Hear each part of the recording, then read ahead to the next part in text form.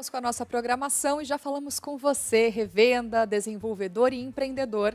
Já sabe que o varejo vem sofrendo uma série de transformações em função das novas tecnologias e do novo normal pós-pandemia.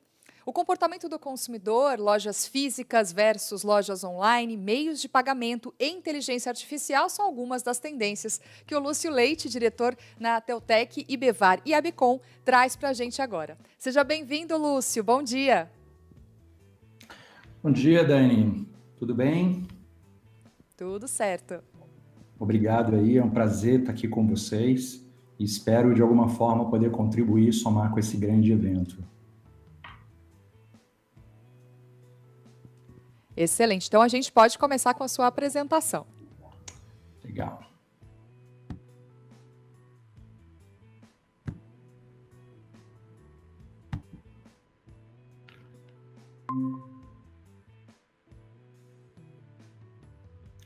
Já deve estar aparecendo para vocês, certo? Está aparecendo sim. Legal. Bom, a ideia aqui é a gente falar um pouquinho de transformação do varejo, o novo perfil do consumidor e essa ideia de que realmente o mundo mudou. A ideia aqui é a gente falar um pouquinho sobre tendências, sobre algumas mudanças que estão acontecendo no varejo, no perfil do consumidor. Tem bastante coisa aqui para a gente poder falar nesses próximos minutos.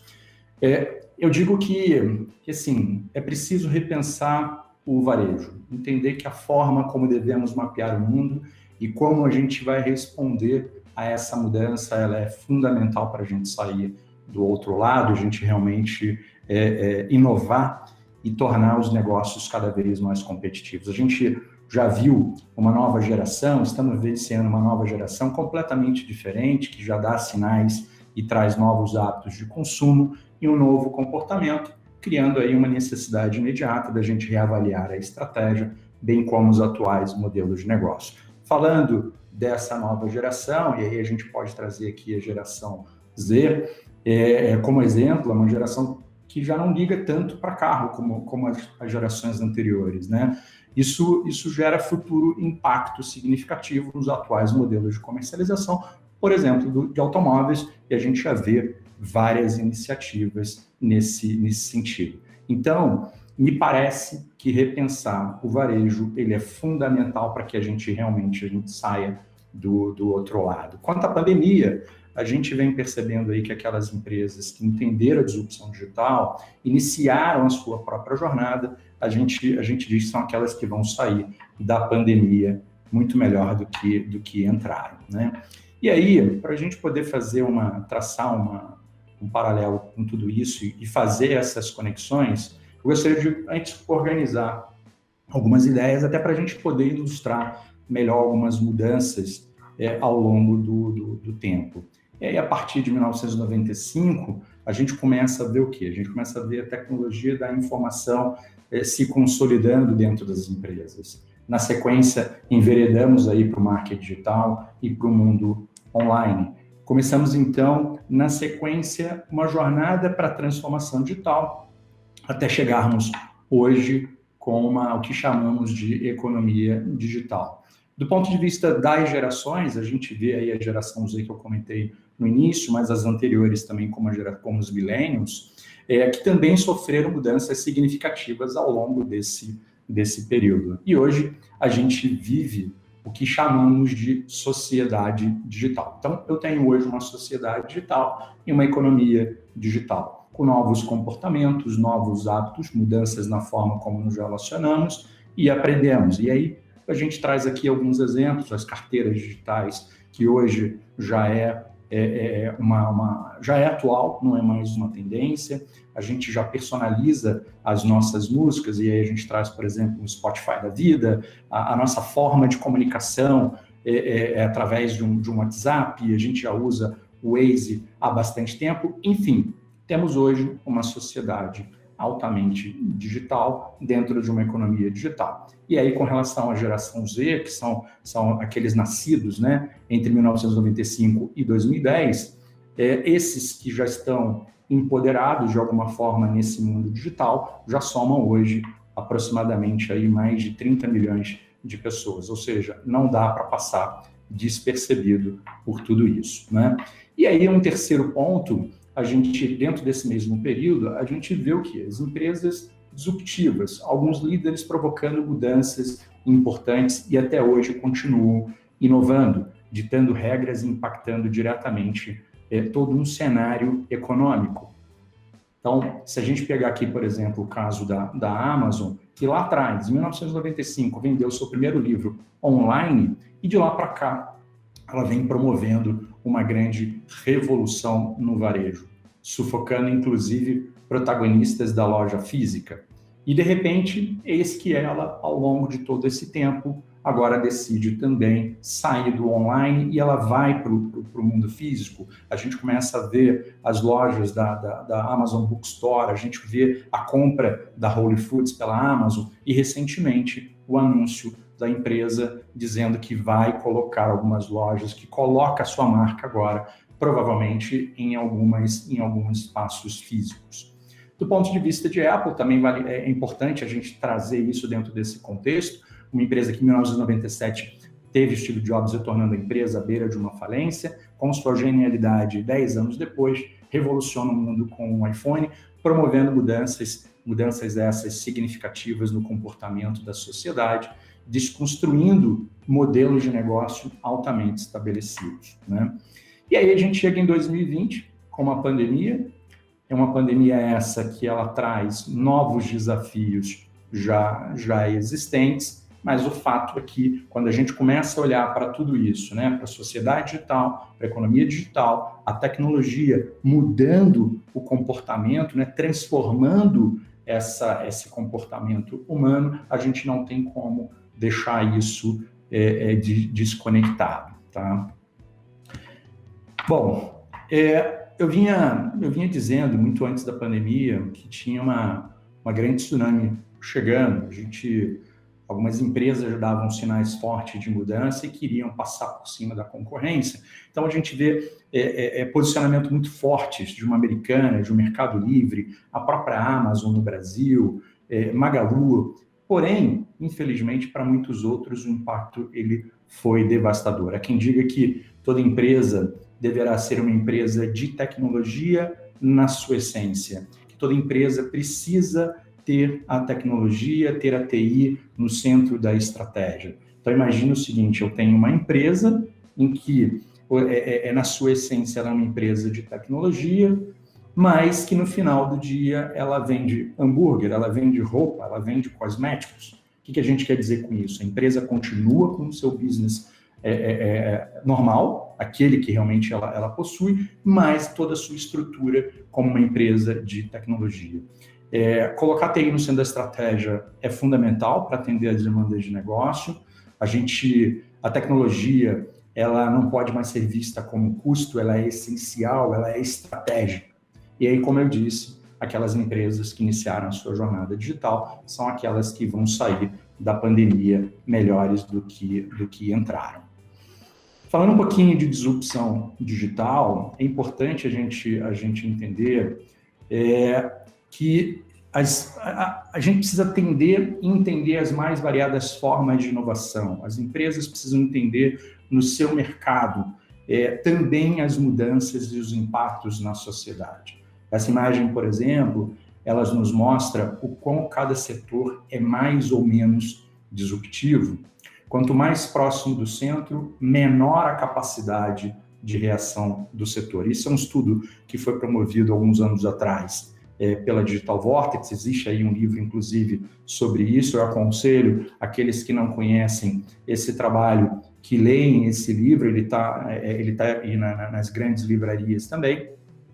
Mas a gente precisa ser cada vez mais ágil, a gente precisa errar rápido, acertar o quanto antes. E aí, quando a gente olha para aquilo que é disruptivo, aquelas economias mais disruptivas, e a gente vê o varejo aí na terceira posição como um setor mais disruptivo e com menos capacidade de reação.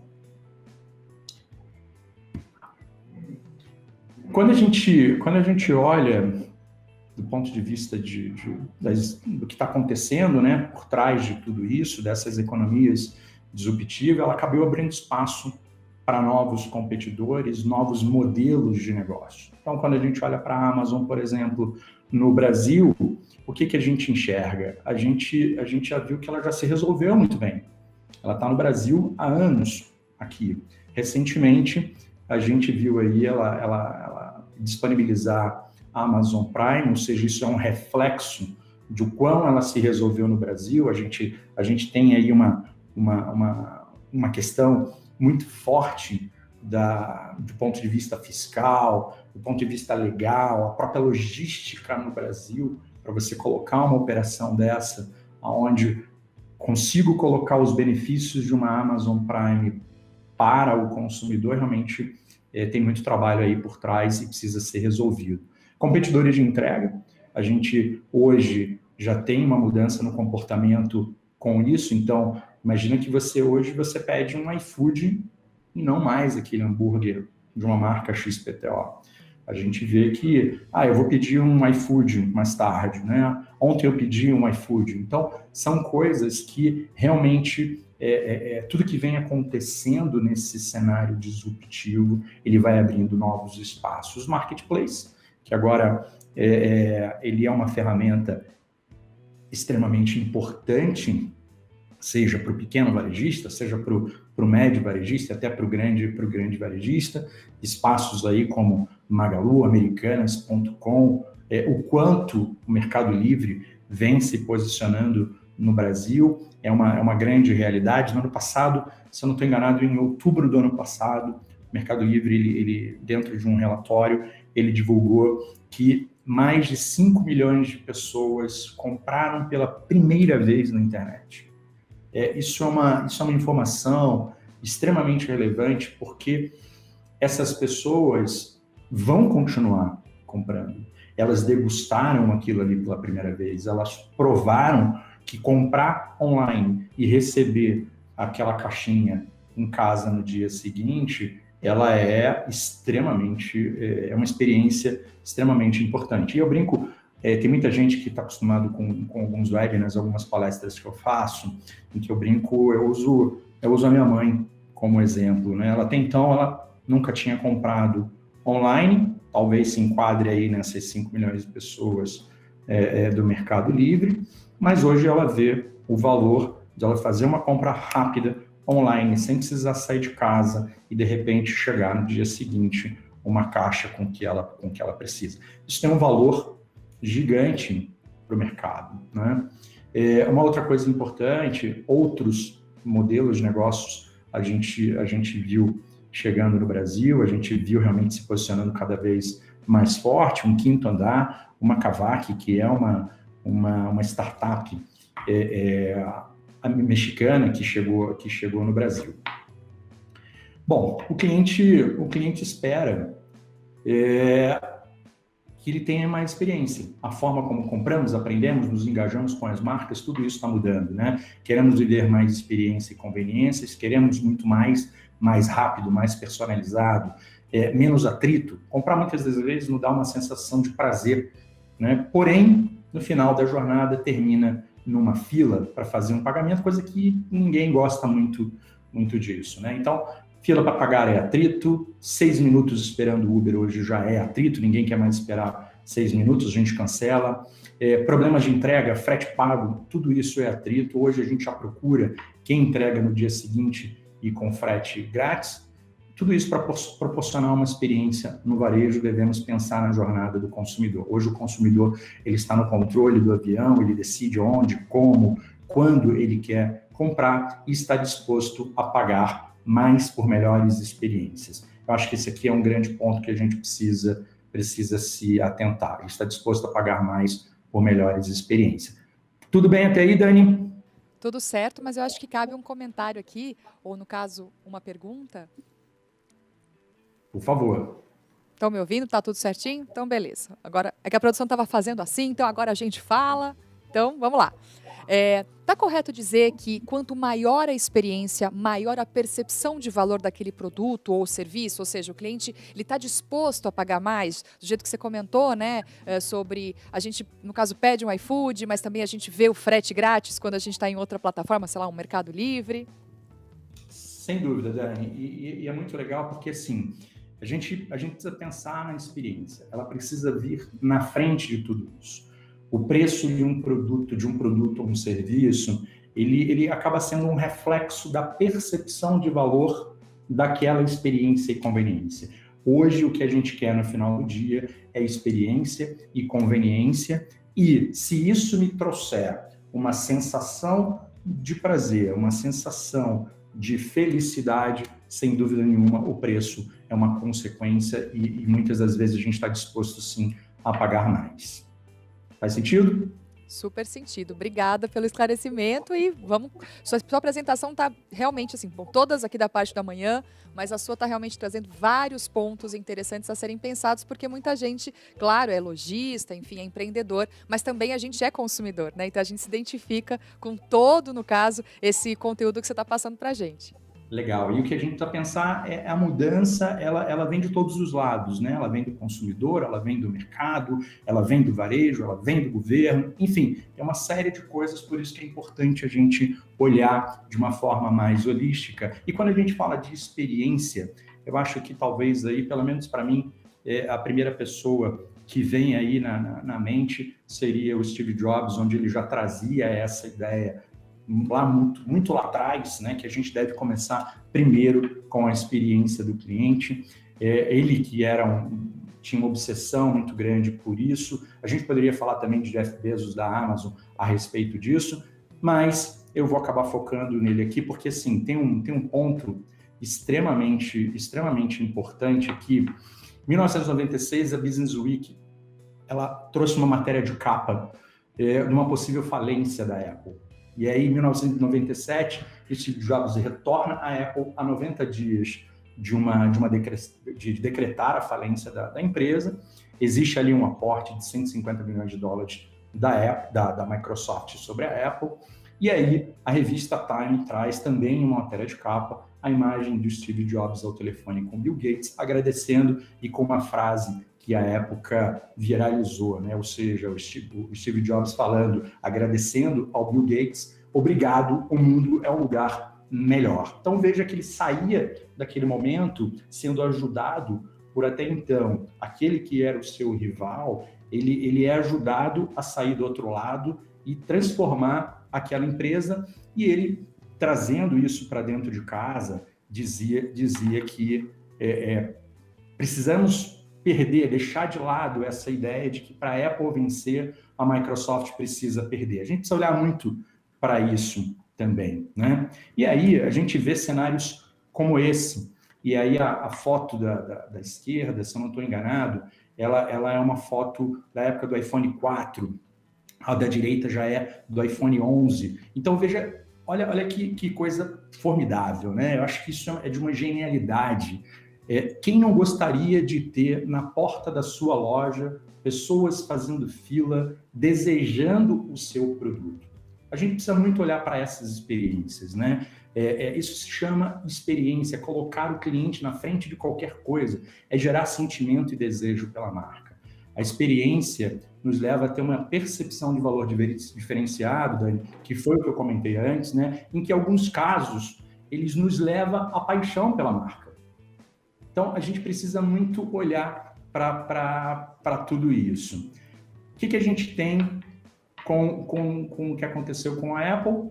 A gente entendeu aí o que aconteceu, desde a época quando Steve Jobs voltou. Isso nos traz, lá em 2007, o lançamento do iPhone. Hoje, um produto ainda altamente desejado. Mas veja o seguinte aqui.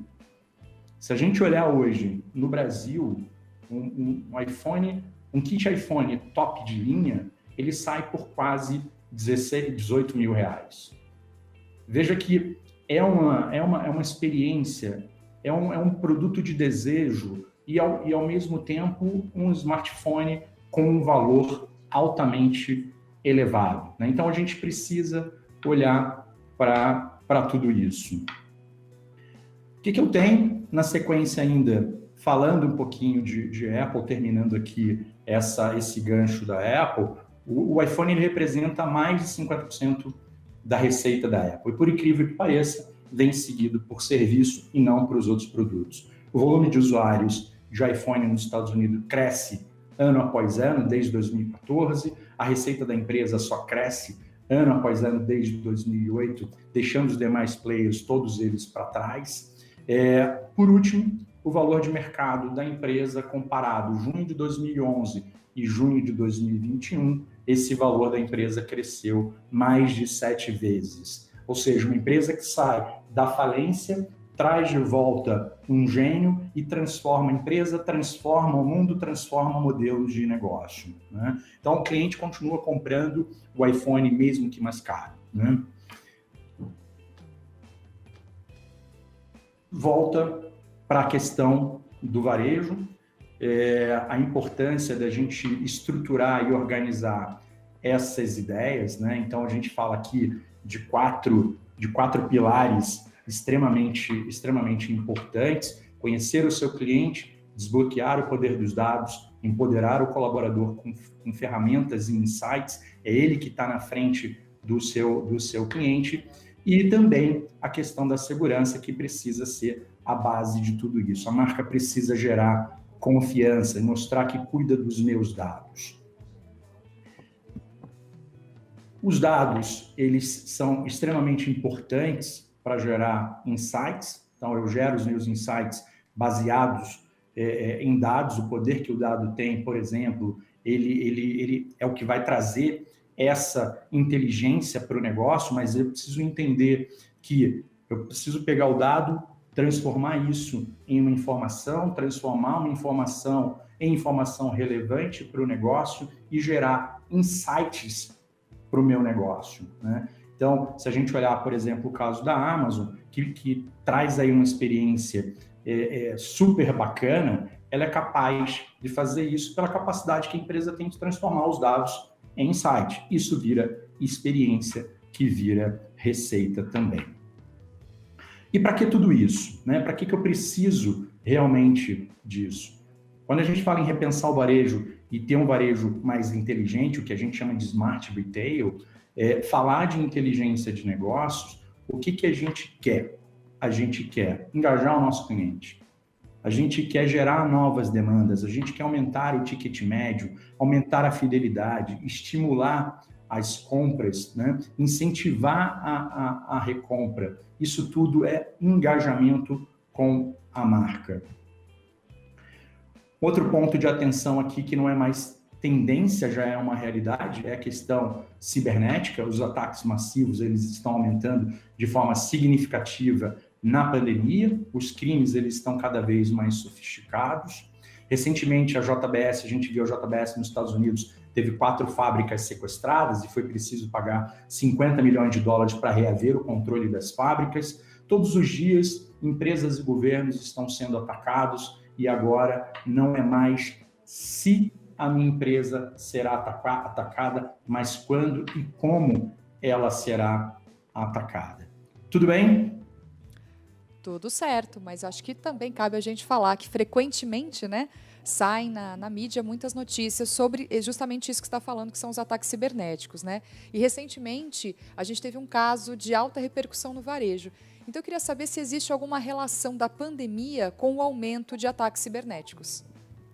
Legal, Dani, isso aí é extremamente importante. Tem um QR Code aqui para quem quiser. Eu escrevi um artigo recentemente que fala muito sobre isso, né? E aí eu vou comentar exatamente sobre esse ponto e vocês vão entender um pouquinho mais o motivo de tudo isso. Então, imagina que a gente estava acostumado a trabalhar nas nossas empresas, o perímetro de segurança era a própria empresa, as 4 paredes da empresa, mas com a pandemia a empresa foi para casa. Essa é a grande verdade, né? As organizações tiveram que implementar ações rápidas de contorno para manter os negócios e minimizar os impactos da Covid. E aí, se a gente voltar lá no ano de 2020, o ano registrou mais dados comprometidos por ataque do que a soma dos 15 anos combinados anteriormente. E normalmente um ataque em massa, ele usa grandes eventos para poder se beneficiar de tudo isso. Ano passado foram mais de 30 bilhões de dados acessados ilegalmente em 2020. Isso é uma tendência global, mas veja que a ideia é exatamente por conta disso. A empresa saiu das quatro paredes e ela foi para qualquer dispositivo, ela foi para qualquer lugar, ela está em qualquer hora, seja do ponto de vista de dispositivo móvel, dispositivo pessoal, seja através do teu laptop que está em casa, do teu relógio agora que também acessa algumas coisas da empresa. Então, o universo agora da empresa não são mais aquelas quatro paredes. Então, a gente precisa olhar para tudo isso. E quando eu levo a empresa para casa e tenho uma dificuldade de adotar políticas de segurança nesse momento, é onde começam todas as brechas. Se não me engano, foi a McKinsey que divulgou um relatório a respeito disso, em que foi feita uma pesquisa, então, do tipo, você trabalha com o teu laptop em casa? Sim. Você já abriu algum jogo para o seu filho? Sim. Você usa o celular para a escola do seu filho? Sim. Ou seja, são essas brechas que realmente os ataques acabam acontecendo e hoje são grandes organizações criminosas. E aí, só para a gente poder fechar aqui, já estou indo aqui para o final, Dani, o que a gente quer, na verdade, é recapitular um pouquinho o que vem acontecendo com o que é tendência, né? O que realmente o mercado tá buscando, mas veja que a gente precisa ter um olhar que hoje a gente vive num mundo digitalmente conectado, tudo está conectado, e cada vez mais vai ficar conectado, e por isso a gente precisa repensar o varejo, repensar os atuais modelos de negócio. Então, o varejo, um setor em mudanças, hoje em dia a gente fala de transformação digital, LGPD, novos modelos de negócio, a gente fala de digital, meios de pagamento, gerações, pandemia, ou seja, aquilo que já tinha um monte de transformação, hoje isso está fervilhando. Do ponto de vista do futuro do varejo e as tendências tecnológicas, a gente vai precisar ser cada vez mais inteligente pelo lado do varejista. Ou seja, a gente vai precisar ter uma capacidade de tratar os dados, fazer uma análise em tempo real, gerar insight, personalizar cada cliente, né? Tratar realmente a persona, elevar o engajamento, enfim, tem uma série de coisas aqui que a gente precisa realmente pensar, trazer para dentro da nossa estratégia. Do ponto de vista da tecnologia, a gente está falando aí de criar uma jornada para cloud, serviços cognitivos como inteligência artificial, pensar nessa questão da segurança cibernética, porque ela traz um impacto na marca diretamente, ter cada vez menos sistemas legados, menos experiências fragmentadas com esses sistemas, ou seja, sistemas cada vez mais integrados. A gente está vendo a questão da sensorização, que é extremamente importante, o 5G que está chegando no Brasil, aí, se Deus quiser, no ano que vem também. Então, fechando aqui, é importante a gente olhar para a disrupção digital, que ela não impacta só os negócios, mas também ela muda comportamentos. O varejo ele começa e termina com pessoas, e o que a gente quer é viver experiências. E para tudo isso, a gente precisa colocar isso de uma visão holística, a gente entender as mudanças na sociedade, entender o que realmente está acontecendo no mercado e tratar isso de uma forma muito ágil e ter uma reação cada vez mais assertiva, né? Então, a gente precisa repensar o varejo, precisamos colocar, eu digo sempre que a gente precisa colocar a tecnologia no centro da estratégia. Eu acho que por hoje era isso que eu queria compartilhar com vocês, Dani. Excelente, a gente agradece, mas não acabou ainda, porque a gente chega agora ao momento de perguntas e respostas. Você que ainda não enviou a sua dúvida, dá tempo, a hora é agora, e a gente já começa com algumas participações aqui. A primeira é do Adriano Santos, obrigada por mandar sua pergunta. E ele fala o seguinte: o alto custo da tecnologia e o dólar alto não inviabiliza a transformação digital nos varejistas de uma forma geral? Maravilha, Dani. Isso é uma coisa que eu escuto frequentemente, né? Porém, se a gente olhar, a tecnologia ela nunca ficou tão barata e tão acessível. Hoje a gente compra tecnologia muito rápido. Se a gente imaginar o volume de startup que se cria no mundo afora, basicamente hoje a gente cria uma startup com custo zero. Porém, o mais importante que eu vejo aqui, na minha opinião, é que tudo isso ele está diretamente conectado com o quê? Com a necessidade da gente ter uma TI estratégica. A gente precisa olhar de uma forma muito mais holística, né? Entender a demanda do negócio, ter um parceiro de tecnologia que ajude a olhar para o negócio, não a TI pela TI. Então, eu falo muito, né?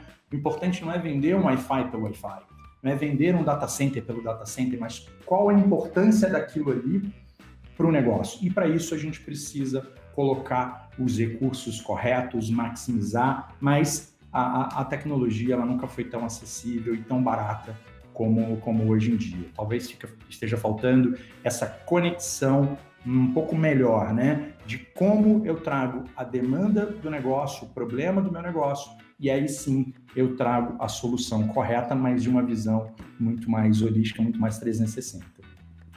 Maravilha.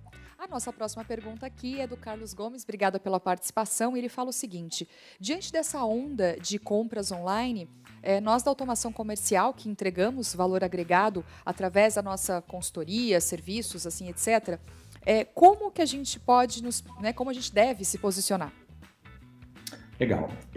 Eu acho que a gente está vivendo um momento extremamente importante e eu acabei de comentar, né? A gente não pode mais vender a TI pela TI. A automação, ela tem um papel fundamental nos negócios, né? No varejista, na indústria, mas a gente precisa entender o negócio. Eu preciso entender, por exemplo, que o varejo acontece muito isso, né? Eu sou uma empresa de tecnologia que vende para a TI do varejista, ou eu sou uma empresa especializada em tecnologia para o varejo. São coisas muito diferentes.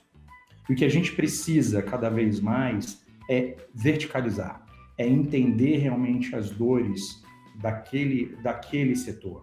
Se a gente olhar aqui, Dani, eu vejo assim, eu comento muito isso. Se a gente olhar uma Universidade de São Paulo, federal, e uma Universidade Federal do Rio de Janeiro, provavelmente as dores elas são muito parecidas. Porém, quando a gente traz isso para o varejo, dentro do varejo, a gente pode dizer que a gente tem diversas subcategorias que têm dores completamente diferentes. Fast food é uma torre, drogaria é uma torre, moda masculina é uma torre, moda feminina a gente pode chamar de uma outra torre, restaurante, ou seja, a gente tem ali dentro subcategorias em que elas não podem ser vistas pura e simplesmente como varejo. Eu preciso entender a dor de cada um, a necessidade de cada um, senão fica automação pela automação. Faz sentido? Super sentido e também bem mais estratégico. Eu acho que acredito na hora de prospectar, na hora realmente de oferecer o portfólio de serviços ou produtos, né? Exato, que aí eu me posiciono como o quê? Como uma empresa ou um consultor que realmente vai ajudar o negócio. Muito se fala em inovação, mas a inovação não necessariamente ela está diretamente... eu preciso, obrigatoriamente, colocar tecnologia. Inovação é processo, inovação é aquilo que de repente nunca foi feito. É óbvio que a tecnologia ela está muito amarrada a isso, mas no final do dia, o nosso negócio ele precisa ser cada vez mais estratégico. Para quê? Para ajudar o varejista, para ajudar o empresário e o empreendedor a sair do outro lado cada vez mais rápido, porque a dinâmica está frenética. Eu brinco que você vê a quantidade de mudança e transformação que a gente está vivendo no varejo. Exatamente. No varejo, no mundo, na tecnologia, no geral, né? Quem participa agora Exato. É o Flávio Correia, a gente já agradece a participação.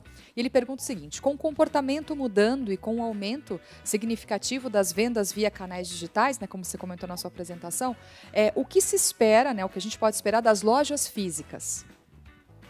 Legal, isso é uma coisa que a gente vem comentando já há muito tempo também, né? Desde quando começou a fortalecer o comércio digital, o comércio online, muito se pensava a respeito disso. Mas veja, vamos trazer para a gente também, né, para as nossas experiências, que no final todos nós somos consumidores.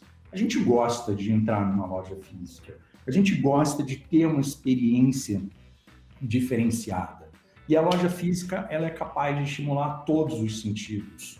Então, existem lojas que usam ali o olfato, o visual. A gente quer isso, a gente quer esse tipo de experiência, e a loja física é o espaço para proporcionar tudo isso. Talvez os modelos de algumas lojas, eles vão precisar se readequar, se reinventar, mas a gente já vê muitas empresas aí, muitos varejistas já fazendo isso, porque realmente ele é o local de grandes experiências. E quando a gente começa a olhar para empresas anunciando, a própria Amazon, né, anunciando que ela também vai para o físico, você começa a se perguntar, ela vai para o físico por quê? Porque ela sabe que ali é o local de experiência, é onde a gente consegue estar com uma família, onde a gente consegue se distrair também, e ela consegue proporcionar esse nível de experiência. Então, não tem dúvida que é o local que vai estimular todos os sentidos, e ele vai ser um local de experiência, sem dúvida nenhuma. Lúcio, a gente agradece muito a sua participação aqui no Summit de Automação 2021. O feedback aqui da produção com relação aos comentários no chat é que as pessoas adoraram o seu conteúdo, enfim, vários comentários. A gente não tem mais tempo para perguntas, mas a gente agradece muito, muito, muito mesmo todo esse conteúdo de valor. Obrigado, Dani.